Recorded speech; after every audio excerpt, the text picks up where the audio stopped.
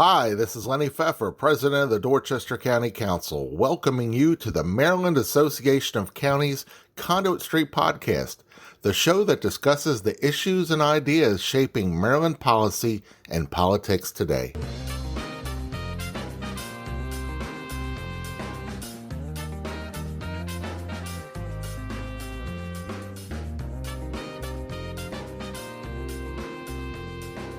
Hello and welcome back to the Conduit Street Podcast. I'm your host, Michael Sanderson. They've let me have the microphone once again, and I'm doing so with a special guest and the kind of interview that I really like to do here. I'm welcoming my counterpart and friend from the state of Nebraska, Jon Cannon. He's the executive director of the Nebraska Association of Counties. A few times we've been able to dig in and talk with our sister associations in other states. Sometimes we get into county issues, sometimes other stuff, and I got a little bit of other stuff planned because of his background. Jon, thanks very much for taking the time and joining us. Yeah, my pleasure, Michael. Thank you for having me. So, Jon, I'm interested, like our audience are mostly folks who are in the state and local policy universe. Most of our listeners, surprisingly enough, are from Maryland, but it seems like a lot of issues that we deal with in our associations serving the counties in various states. We do similar things, but they don't line up exactly the same. So first, I'm interested in like your path to becoming director at the Nebraska Association of Counties. Forgive me, I slipped on NACo. But at the Nebraska Association, how did you end up in this role? What's your background? Yeah, so I'm a lawyer by trade. I went to law school at the University of Nebraska, graduated in 1996. Spent most of my career at the Nebraska Department of Revenue. For the longest time, I was doing sales and use and income tax dockets, which you can imagine how exciting that is. Oh, man, my toes are tingling, to be honest with you. Most people's are. And about 20 years ago, I got tapped on the shoulder to see if I was interested in taking on a role managing the policy legal section of our property assessment division. And I was talking to a number of friends of mine, and I said, well, this sounds like an awesome opportunity. And all my friends are like, why would you want to get into property tax? I'm like, I think it sounds great. And so I was interviewing with our property tax administrator, and she said, well, you know that people kind of come unglued about property taxes in Nebraska. How would you deal with a fire-breathing taxpayer? And I said, oh, Ruth, I've been litigating sales and use and income tax dockets. How much worse could it be? And she just started laughing, and she's like, you're hired. And and at that point, the sun went over, the cloud went over the sun, a baby wailed in the distance. And I think a crow flied by, and I'm like, okay, that was very ominous.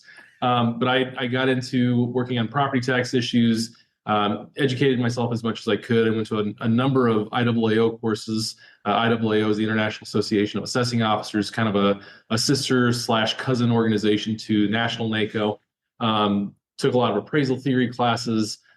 Just really got into, kind of the muck of property taxes and thoroughly enjoyed that.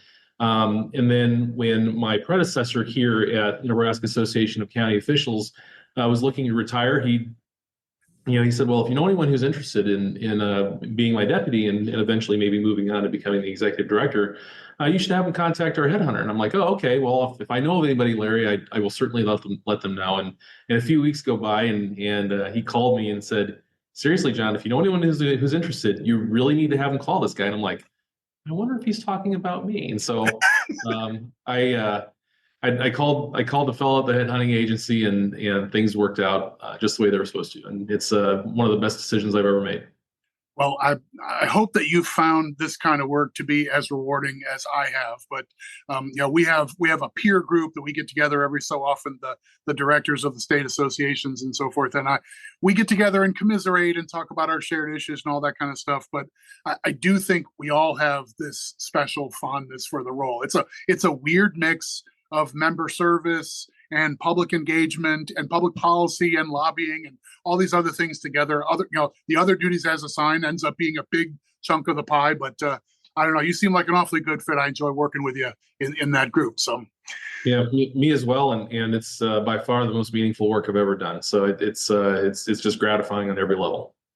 Love to hear it. So I twisted my tongue a moment ago with NACo as your abbreviation.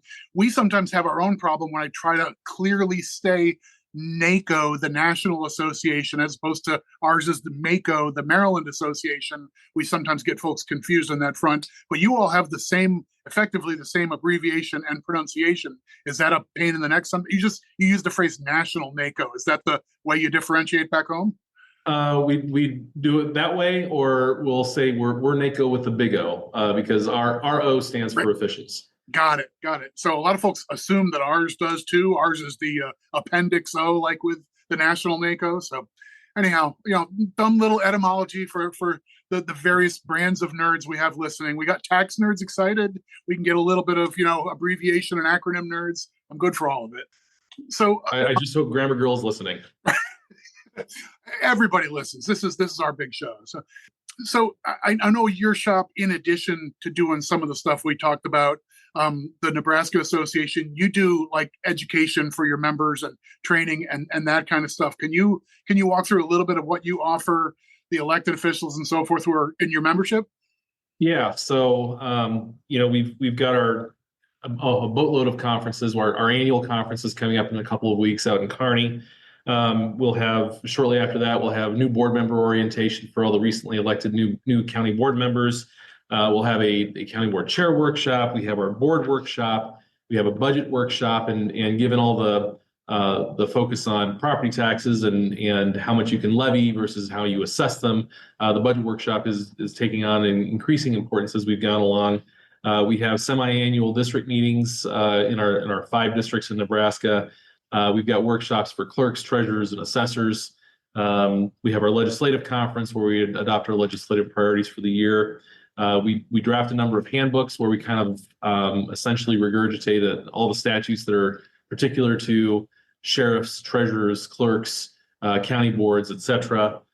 We do salary studies for all of our folks for both the elected offices and then also for the non-elected positions that you have in county government. We have a learning network. It's the County Officials Online Learning, or COOL Network. I wanted learning online for county officials, or LOCO Network. You can see how much sway I held there. We have learning management system. We've got a book club, certification programs, and mentorship groups. And so we try to offer, if there's a niche that we can fill, we try to fill it as quickly as we can. All right, so I'm scribbling notes furiously, and we'll probably go back to that layout, but don't be surprised if I or someone from our shop gives you a ring, because one of the things that we in our jobs do really well is steal good ideas from one another. And it sounds like you got several good things going in Nebraska. So hats off for those offerings. Your members, I'm sure, appreciate the return they get back from their association support. I sure hope so.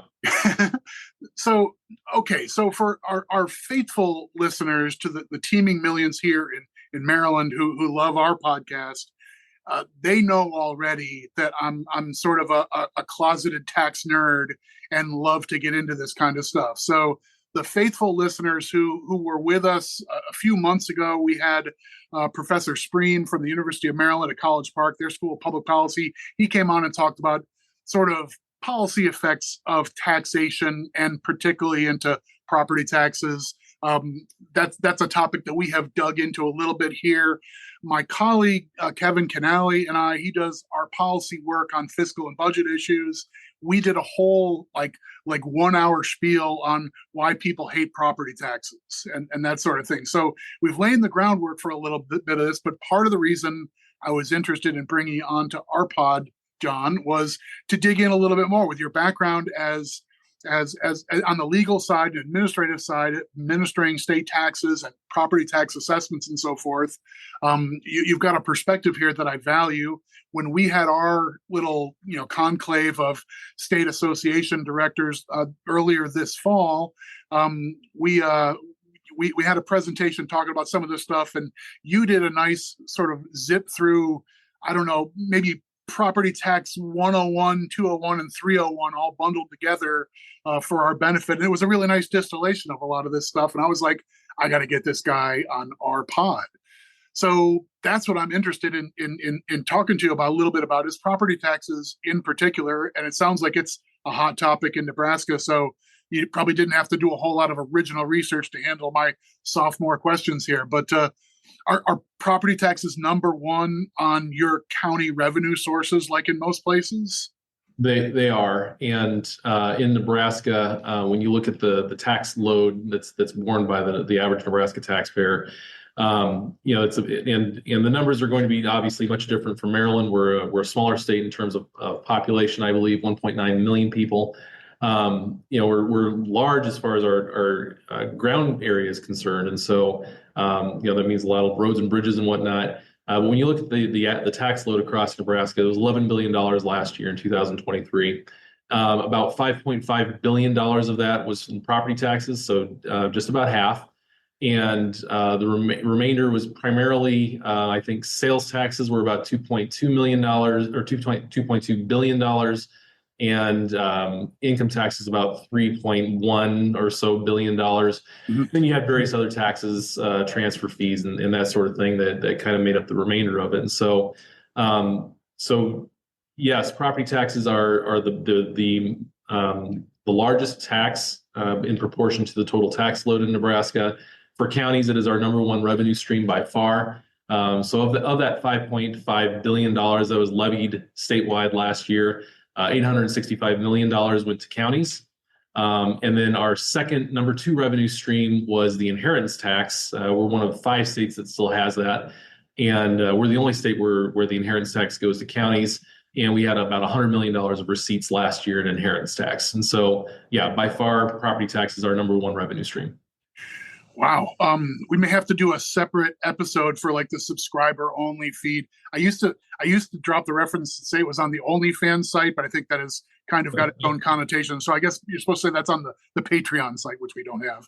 But nonetheless, inheritance tax as a county revenue source, I don't want to suggest we're trying to get any big ideas over here in Maryland, but that's a novel idea, one I had not heard of before. But so you're in a similar boat to our counties. Property taxes are number one here, probably not as overwhelmingly so as in some states. We have a relatively broad county income tax. We're an anomaly on that front. Every county has an income tax here, but we do have common ground on property tax stuff, and I'm interested in digging into that a little bit and picking your brain. So, I mean, maybe dial back to what you can pull from your background in this area on collection and assessments and so forth. Why do you think you got that sort of flash warning when you decided to move into the property tax area, and you're gonna see torches and pitchforks and all that sort of stuff? What do you think that's all about? Why is it so much different? So the reason that property tax really gets people's ire, I think there's a couple of reasons why. One, it is a tax that you cannot avoid. And I'm not saying evade, because that has a different connotation. But it's a tax that I mean, if you've got land, if you've got large personal property, if you've got like an ethanol plant or something like that, or you got railroad or pipeline, everyone knows where it is. It's not something you can really hide, and so it's something that you absolutely cannot avoid. And so, for instance, if I want to buy a car in Missouri, I can do that, and I can drive around for 100 miles or so and bring it back into the state of Nebraska and claim that I've used it in Missouri, quote unquote. Not so much on the property tax side. My income, there are things that people do and have done where they source their income to somewhere else. Frankly, it's more trouble than it's worth for the likes of me. But there are things that you can do to reduce your tax bill for the income and the sales tax. The property tax, not so much. It's the one thing you can't avoid. The other thing about the property tax that really gets people's dander up is the fact that in Nebraska, at least, you get hit with it twice a year. We have our collections in April and August for our 3 largest counties, May and September for our 90 other counties in the state. And, those are 2 big bills that come due all at once. Whereas the sales tax, I go to Walgreens and I buy a ho-ho and I pay an extra 5 cents. And I pay that extra 5 cents or whatever it is, probably a couple thousand times over the course of the year. So you really don't notice that. It's kind of a death by a thousand cuts sort of thing. With the income taxes, everyone knows it's something that's taken directly from your paycheck before it even settles into your bank. And so it's something that you don't really feel as much as you. Now I remember when I first started working, bussing tables at Marie Callender's Pies way back in the day. I got my first paycheck and I was so proud. And the first thing I looked at was like, oh, who the heck is FICA? Right. But that feeling goes away pretty quickly, and you're just you know what you're going to earn, and you know that there's something that's going to be taken out of your paycheck. And so really, people don't feel the income tax, they don't feel the sales tax quite on the same level as they do the property tax. And so that's one of the reasons that it really gets people's dander up. Right. That's a nice distillation of why these are fundamentally different sort of things. And I know one other component that's a meaningful part here is you end up with mostly folks who are later on in life and have paid off their mortgage actually have to stroke a check. If you still are paying a mortgage and you have somebody who services your mortgage, you probably have money held in escrow and you're making a monthly payment that's set aside to resolve your property taxes. But once you're out of that business and you actually stroke a big check, and it might be four figures, maybe heavy four figures if you have a sizable amount of property to pay taxes on, then suddenly that feels like a really big thing. Stroking a $4,000 check feels really different than that nickel on the ho-hos. Yeah. Right. And the whole thing with escrow, we have a software company that we own that does the processes tax statements for 90 counties out of 93 in Nebraska. One of the things that we found through the software company is that only about 60% of our property tax statements are going to an escrow company. And so 40% of the population of the state, they're cutting that check. Whether it's a farmer, or someone that owns a ranch in western Nebraska, or it's a large corporation, they're cutting a check twice a year, and they're not having it go through escrow. And so that certainly it's visibility is something that really makes it a prominent tax for a lot of people and a pain point, frankly. Right. So I think another component, I'm interested if you'd care to either disagree or refine this, but it also feels like property taxes are different because they're pinned to a value that hasn't actually been realized, right? If I buy a home for $200,000 and over time it appreciates through the assessment process and now it's pegged at 250 or 300, that seems nice to have on paper, and I can look on the Zillow app and whatever and see that my property is worth more. But then that translates to an increase in my tax bill, but I never really felt, that's sort of a paper gain, but then the amount that I have to stroke that check for actually increases. And that's different from I made more money, so I pay more income tax, or the cost of the ho-hos went up, and I still got to decide whether it was worth that plus sales tax to buy the ho-hos. Right. That's an excellent point. I guess I want to kind of focus on almost a throwaway part of your intro to that, which is, it's based on a value. And the first thing about it is it's based on an opinion of value. The county assessor comes along and says, well, I think your property is worth $250,000. And I might say, well, like fun it is, it's worth $249,000 and not a penny more. And we can argue over what that looks like. And the analogy I always use is going back to the ho-ho. I go to Walgreens, I buy a ho-ho, and it says $1 on the package. I take it up to the counter and they ring up 5.5% and I pay $1.05. Under the property tax, the way we do it is I would go to Walgreens, I take my ho-ho up to the cashier, and the cashier would say, well, I think that ho-ho is worth $1.50. I'm going to tax you accordingly. And I'd say, well, I think it's worth 75 cents. And then we argue about it. And, I end up having to pay the tax on what the cashier thinks it is. And so that opinion of value, it creates a lot of the administrative burden for counties in particular, as far as the property tax is concerned, and actually is one of the things that's a pain point for our citizens.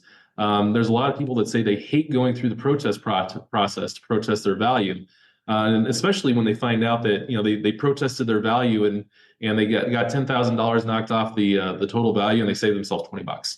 That really gets their goat.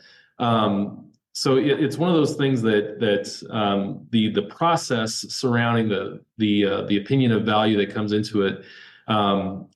That's another aspect, a hidden aspect of the property tax that people really don't enjoy once they get into that. But going back to what you said, it's an unrealized gain.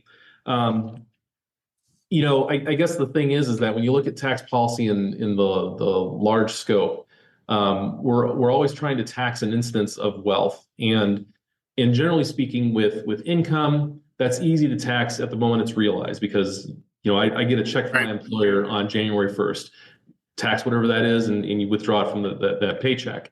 The sales tax, same thing. There's a point of sale where I take that ho-ho up to the cashier, and we know at this point in time it's labeled for this much, and that's what we're going to tax it on. With property, however, property is very static. It doesn't change hands a lot of the time. And so when you're looking for the incidence of wealth, at what point do you tax it?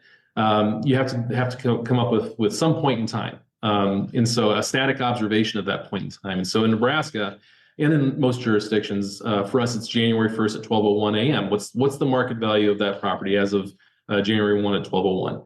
And that's when the whole process spills out from behind it. But again, with anything related to tax, you have to have that point in time where you're saying, here's where we're going to measure how much wealth you have in either property, income, sales, and then you tax it accordingly. So you're absolutely right. It's picking that moment in time, and when you pick that moment in time, you've also got to pick a corresponding value to go with that moment in time.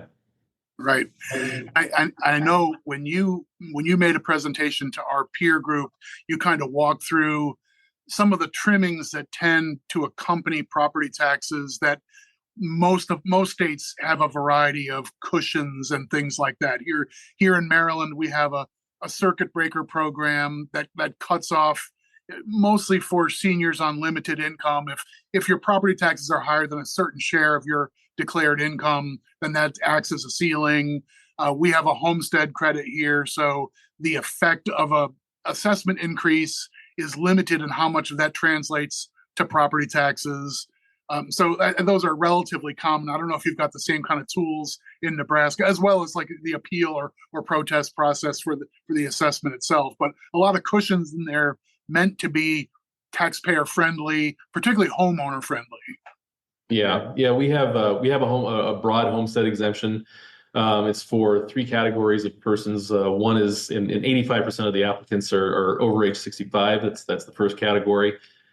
We have a second category for disabled veterans, and then we have a third category for totally disabled persons. And the premise behind the homestead exemption, the way we apply it in Nebraska, is when you've got someone that's on a fixed income, let's take Gert and Roy, and they saved up to buy their dream home back in the 50s, and they bought it for the then princely sum of $25,000. And over time, they've added on to it. They grew their family, and now they're retirees, and they're living their golden years, and they're on a fixed income. And the value of that home went from $25,000 to maybe $450,000, just because of how land appreciates. But their income has not kept pace with the rising value and the corresponding rise in tax. And it's one of those things where we're like, hey, these are the kind of folks that are on a fixed income. And so again, over age 65, a large swath of that population is going to be on a fixed income. Disabled vets, they're typically receiving drawing a fixed income from the United States government, and totally disabled persons are typically on a fixed income. And so we've made the policy decision as a state that those people we're going to favor with an exemption, a homestead exemption. And there's a sliding scale. It's based on the value of the home. We don't want to pay the property taxes for Warren Buffett. Fifth richest man in the world lives in Omaha, Nebraska. We don't want to, and we also have an income scale as well, and it goes back to Warren Buffett. If you are not on a fixed income, then we want to make sure that we're really focusing on those folks that are. And so we've got a couple of those sliding scales on our homestead exemption, and what that does is it arrives at here are the people that really, they've worked their whole lives, they paid off their mortgage, but they cannot afford the property taxes that are being levied against them. One of the other features that we have in Nebraska is that is that exemption. It's not something that's exempted and removed from the tax rolls. We are actually levying against that value, and the tax loss is reimbursed by the state. And that's a big deal for us. Yeah, we have a mixed bag on that front here in Maryland. We have Our circuit breaker program is fully reimbursed by the state, but the effect of our homestead credit is just borne by the locals. Yeah. And so, I mean, and I think that's a one by one, state by state, weird determination. I don't think there's any rhyme or reason to it being different in place by place. So another like big picture sort of analysis for taxes generally is, how do they rate? Like you just talked about ways that we try and have these benefits that are scaled by income and so forth to try and reduce the what might feel like an unfair burden for property taxes on classes of people. And that is at least adjacent to this larger issue of thinking about the way you raise revenue to provide public services and what's the fairest and most reasonable way to do that. There's this axis of progressive versus regressive revenue sources. And I know, generally speaking, I think there's pretty close to consensus that when you do consumption-based taxes, they tend to be regressive. Like broad sales taxes tend to hit lower income people more because more of their weekly paycheck goes right out the door in spending. And then you can mitigate that by you don't tax groceries or you don't tax prescriptions or other things like that to try and soften that blow. Maryland has had its own wrangling with that policy.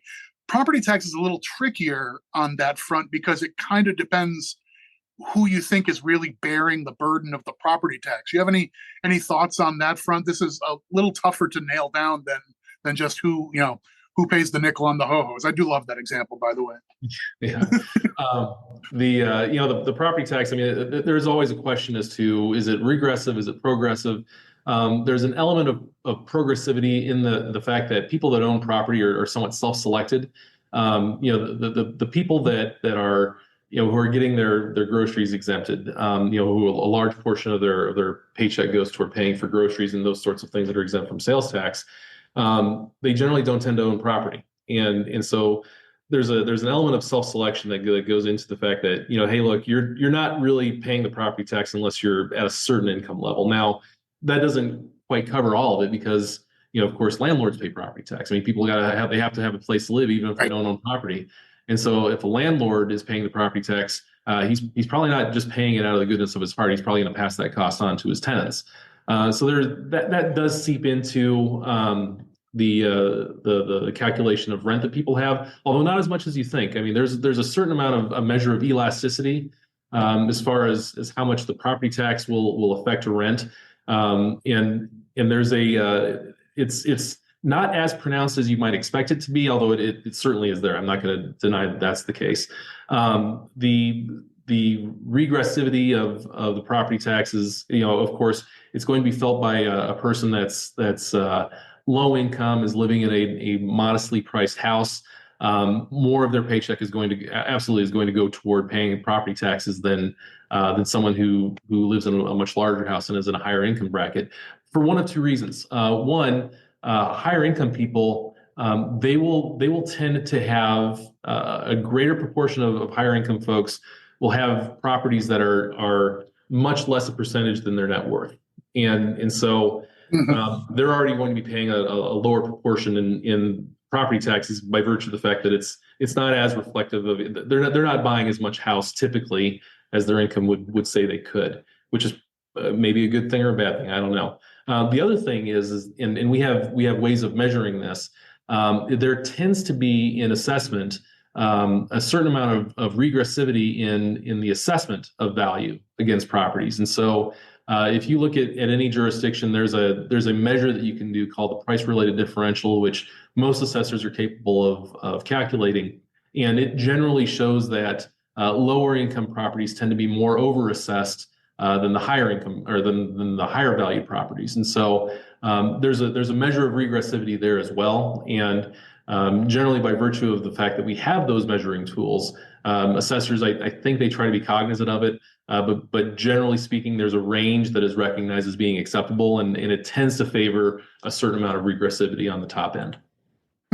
So the nuts and bolts of the assessment process itself is a little more sophisticated and complicated than some of the surface issues. But I'm with you that I think the heart of the matter is who actually bears the burden of property taxes on rental properties. So even if the owner strikes the check to the county or to the government who's levying the property taxes, does the owner just eat it, or does the owner pass it on to the tenants? I'm inclined to think that in almost any market condition, maybe given some period of time, maybe it's not overnight, but I would think that costs of property taxes are just one of the costs of doing business that get embedded into the requested rent and what market rates for rent look like. I have to think that that's generally speaking the case. I don't feel like that's an outrageous argument to make, even though you probably have to do a lot of quantitative research to say we'll plant a flag and that's 100% true. Yeah, I think most landlords, I mean, generally speaking, you'll at first, as property taxes begin to rise for a landlord, that'll be reflected in rents. But there comes a point where a landlord is charging a rent that it gets high enough where all of a sudden they've got vacancy rates they've got to take into consideration. And so to a certain extent, when you get to that point, that's when a landlord is going to ameliorate some of the property tax increase that they've had for themselves by not passing it on to not passing on the full brunt of it to their tenants. Right. So potentially a mixed bag, but I do think naive to stop the thinking at the point of who drafts the check, because Right. it does go at least a level beyond that, whether it translates 100% or 75% or some other number, in the cosmic reality of it all. The notion that renters don't pay property taxes feels naive. So, Yep, I agree with that 100%. yeah. So, okay. I'm wary of opening a Pandora's box, but what the heck? My general sense is that the farther west you go in these United States of ours, the more likely you are to end up with folks who are really fired up about property taxes and putting things on the ballot in a constitutional amendment or initiative at the statewide level and so forth. There's a history of voter initiatives that limit property taxes, but there's a lot of smaller pieces that have fallen into place in other states. You've mentioned a couple of things in Nebraska. Like, what's the lay of the land on property taxes in Nebraska specifically? Yeah, so and I'll address the first point you raised first. I think you're absolutely right. As you go further west, there tends to be a bit more angst about the property tax, in large part because as you go further west, you've got a lot of folks that have increased sizes of land holdings, and so I can. There's a friend of mine who lives out in northwest Nebraska, and he owns 120 sections of ground. Each section is 640 acres. I can't do that math. It's a lot. And that to me, I live on a 3/4 acre lot here in Lincoln, Nebraska. 120 sections of ground is unfathomable to me. I can't imagine what kind of vast expanse that would have to be. But that's just, he's a rancher, and that's what you got to do if you're gonna run 8,000 head of cattle. That's what you have to have. And so for him, his property tax bill is, it's the cost of a new truck for me, and sometimes, in many cases, even more. So it's something where if you're a large landowner, and you have to be a large landowner in order to produce a crop or produce a herd or something like that, then you're going to feel that pinch really, really acutely. And so in Nebraska, in particularly out west, in the western part of our state, we've had a few things that have come up. We've had the the elimination of property income, inheritance, and corporate taxes. They were gathering signatures to put that on the ballot. They failed ultimately. Mostly because there was a coalition of folks, including us, the Chamber of Commerce, League of Municipalities, that said, this is a bad idea, this is bad policy. But that had a certain amount of appeal to a lot of people. So, you go up to someone with a petition and say, would you like to never have to pay property taxes again? Oh, how quickly can I sign that? So we had that. Our most recent legislative special session that we had in August of this year, we had someone bring up the Tabor, which Colorado passed that several years ago, Taxpayer Bill of Rights, which essentially acts to limit the amount of property tax increases from one year to the next for any local political subdivision. It's interesting, by the way, that Colorado's Tabor has similar limiters on the state and its ability to raise revenues. The one that was introduced here was only going to whack the locals, and so we were a little excited about that one. That ultimately failed. It did not get out of committee. We had a Prop 13 style constitutional amendment proposed in our legislature during our special session. For those of your listeners who aren't familiar with that, Prop 13 was passed in California in 1978. A fellow named Howard Jarvis, I put his picture on the screen when we were at our last conclave, was the guy that was behind that. Essentially what Prop 13 says is that you're limited to an acquisition value. And so, for a lot of folks, it takes the guesswork out of what their value is going to be from one year to the next, because it's whatever you bought it for, that's what its value is going to be. And it goes up like 1% a year or something like that. Prop 13, passed in 1978, you could really draw a direct line from how things were in California back then to how they are now, as far as this constant vicious cycle of having the state having to fund local government and thus running budget deficits every couple of years. And so we had that thing that was proposed that didn't, like I said, that didn't get out of committee either. And we usually have various interesting ideas that get brought up from time to time. This last regular session in the spring, one of our senators from Lincoln, Nebraska, proposed a bill that would essentially have the valuation put on your property by the assessor acts as an offer to purchase by the county. And we all thought that was something else. We testified against it. I tried really, really hard not to make my true opinion of the paucity of thought that had gone into that bill known to everybody, but there were parts that were just really difficult to keep from everybody. So it was that was something else too. So we run the gamut. I think most places do. You see those nascent taxpayer revolt sorts of things in Michigan and Colorado, Montana. There's some more stuff going on in I think Oregon. They've got their 5 and 50 proposition thing that they had several years ago, and that hasn't completely put out the fire. So there's other taxpayer revolt sorts of things that are brewing out there as well. Right. Yeah. It's sometimes we use the cliche, the wild, wild west, but when it comes to tax issues and the public sentiment, it does feel like the Wild West out there. California, probably the most well-known of these big initiatives, but among the states that have, you can just pass around a clipboard, get enough signatures, put something on the ballot for people to vote on. We do not have that here in Maryland, and I don't think I'd welcome it. But you do end up with things that sound really tasty at the one sentence level. Would you like to have your taxes cut? Sure. But I also like the good schools and the roads and the subway and all the things that I count on. And it's tough to have them both ways. And so let's see. So I appreciate you indulging me a little bit on tax talk and whatnot. And you've got a nice way with words to distill some of these complicated topics into a way that a lay audience can listen to. And perhaps a few people have actually made it to the back end of this podcast with us. So I'm happy about that. Any other things that might be interesting to a gaggle of Marylanders and other folks who are interested in state and local public policy? Anything else you're dealing with in the cornhusker state that you might want to share that's good for a laugh? Well, as far as issues that we deal with, I think those are fairly similar for county governments across the country. Roads, bridges, law enforcement, jails, courts, elections, and all the administration for a fair and equitable tax system that goes into it.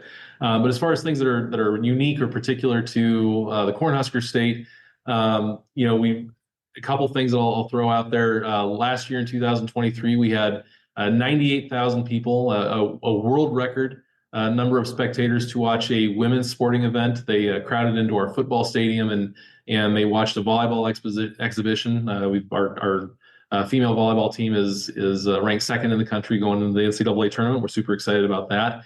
Nebraska has a unicameral legislature, which means we have one house. We don't have a House and a Senate. We just have the legislature. That makes things very, very easy from a committee standpoint. You don't have to do reconciliation of bills or anything like that. That also makes things a little bit like a runaway train at times. Things tend to move probably more quickly than we would like them to. Nebraska is a triple landlocked state, something that folks from Maryland probably have never heard of. You have to pass through at least 3 jurisdictions in order to get to an ocean from Nebraska in any direction.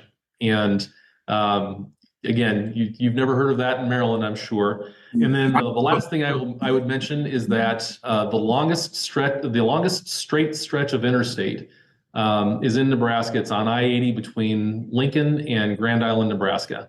72 miles, where the straightness of the interstate does not vary more than a couple yards in any direction. All right, I like it. You can almost take a nap, right? Just point it in the right direction and nod off for 20 minutes. It sounds pretty good. All right, and many people have. I suspect that's true. But the triple landlocked is a new one on me. I think most government and policy nerds know about the unicameral legislature, and I would think that's its own packet of goodies that's different from most of the rest of us. Triple landlocked is new on me. Do you know, are there other states, like, is Kansas similarly situated? No. Nope. In Kansas, there is a way that you only have to go through. Right. You can get to an ocean, a body of water, by going through. It's not triple landlocked. They have one less jurisdiction to go through. All right. Well, I'm gonna replace the time I've spent on the 4-color map problem with now trying to look at the geography of maybe all the former Soviet Union protectorates and find out how difficult is it to be triple landlocked, because you've piqued my curiosity. I dig that stuff. Yeah, awesome. Glad I can help. Well, we're peas in a pod, Jon. Thanks very much for taking some time to talk taxes, talk a little bit about Nebraska. It's odd to think of our states as Big Ten rivals. I'm still kind of getting over that. It's more recent for the state of Maryland than for Nebraska, but I'm still a creature of a generation older than you, and I think of Nebraska playing Oklahoma on Friday after Thanksgiving, and that's the way it ought to be. This idea of Nebraska playing Penn State in the Big Ten just doesn't sit right with me still, and least of all Maryland, of all places. We should be playing Virginia while you all are playing Oklahoma. But anyway, I don't get to have my say in college football either. So one of these days, Michael, we will. I like it. All right, Jon, thanks very much for your time. Friends, that'll do it for this episode of the Conduit Street Podcast. If you love what you hear here, and I know you do, go ahead and subscribe. Give us that 5-star recommendation. That helps a lot. And subscribe so all these episodes will be sent to the device of your choice.